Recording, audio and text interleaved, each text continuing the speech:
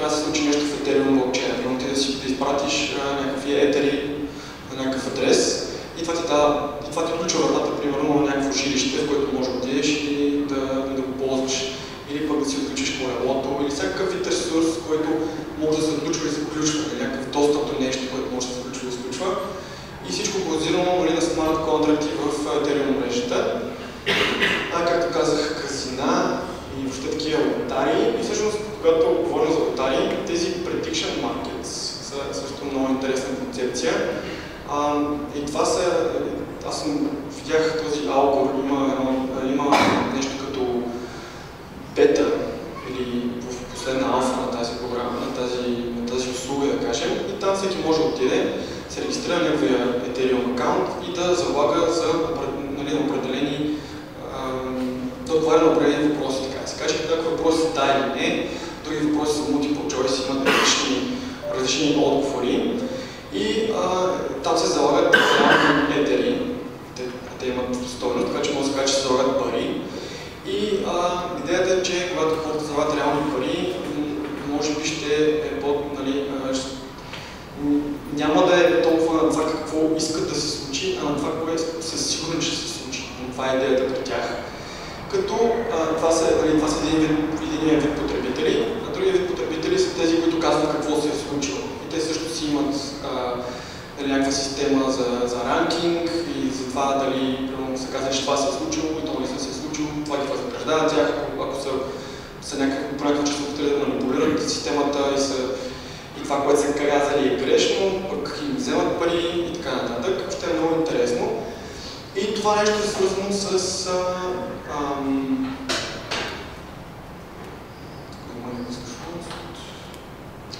не, може би смисъл написан тук, това е в следващия слайд, с тези оракули, които ще се използват в Ethereum системата за информация. Но за тях ще говоря малко, да приключа с това. Web hosting, децентрализирано web hosting. Това мен много ми харесва, тъй като забелязвам, че DDoS атаките стават доста чести, мен съм артикули доста пъти вече. И тази атака е възможна благодарение на факта, че хостинга е централизиран. Ако има една децентрализирана хостинг платформа, и ако вашия сайт е на 1000 други компютъра, да кажем на 1000 нода или 10 000 нода, няма значение, това означава, че атакуващия трябва да атакува всички тези нодове по едно и също време, което на практика доста ще го затрудни. Не да атакува една точка, а да атакува 1000 или 2000 10 000 точки. И по този начин сайтът винаги ще бъде онлайн. Това много ми хареса тази идея. Stablecoins, това е някаква много странна концепция, която често казвам не можах да разбера. Това въпрос за някакви коини, които са тяхната стойност и се гарантира от някакъв финансов индекс. И тази гаранция се осигурява от определени участници в този стейблкоин, обаче точно по какъв начин не може да си го проучите и да го разберете. Аз не можах много добре да го разбера. Социална мрежа също е някаква концепция, която ми е много интересна. Има Акаша. Тя, мисля, че е в бета или някаква последна фаза, но децентрализирана социална система, благодарение на в Ethereum мрежата. Много интересно, да видим какъв ще бъде крайният продукт. Консенсус пък е една компания, която се опитва да помогне на разработчиците да навлязат в Ethereum и това да произвеждат съдържание такива умни договори в Ethereum по-бързо. Те функционират и може да влезете в сайта, да ги видите точно какво правят. Transactive Grid, това е продажба или покупка на възобновяема енергия, зависи автоматична. И това е един проект, който функционира. Вече хората, които произвеждат електрическа енергия от възобновяеми източници, автоматично могат да я продават на други хора, на които пък им трябва.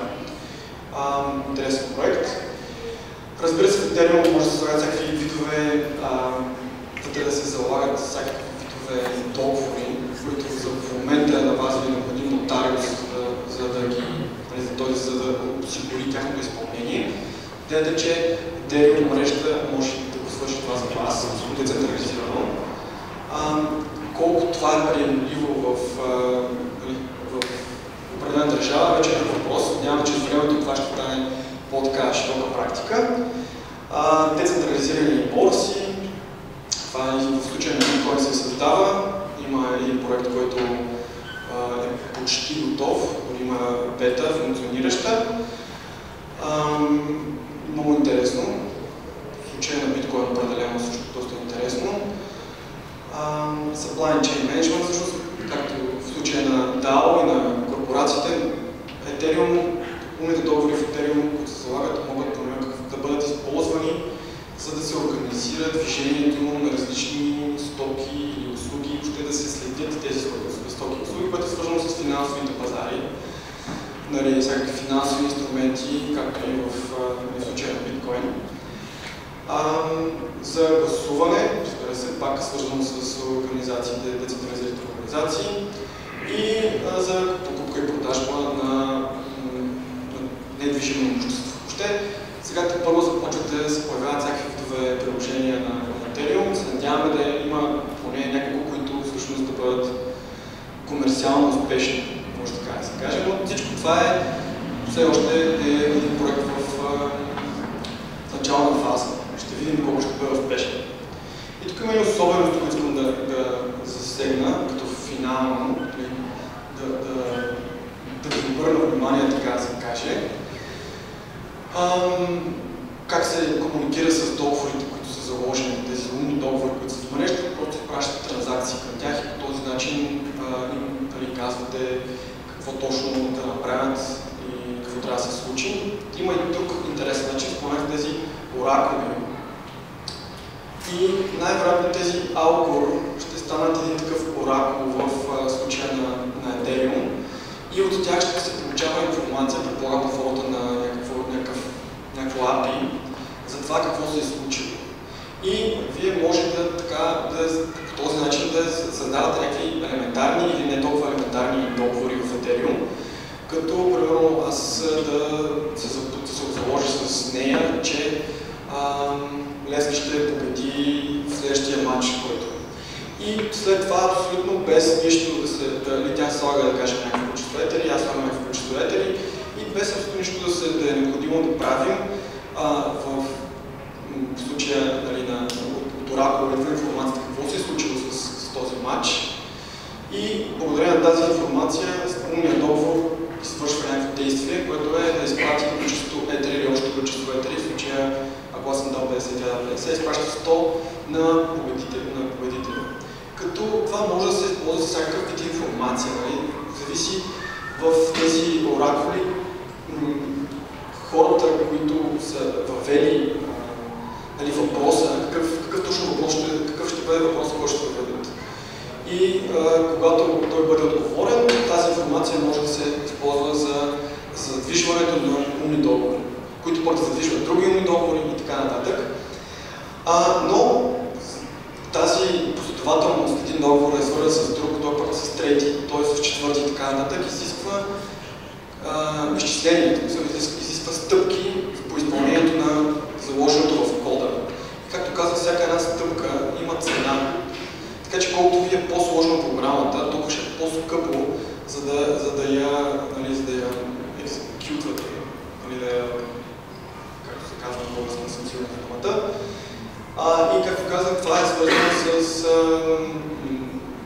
това е един защитен механизъм, който да не позволи на програми постоянно да трябва да се изпълняват и това да затормозява системата.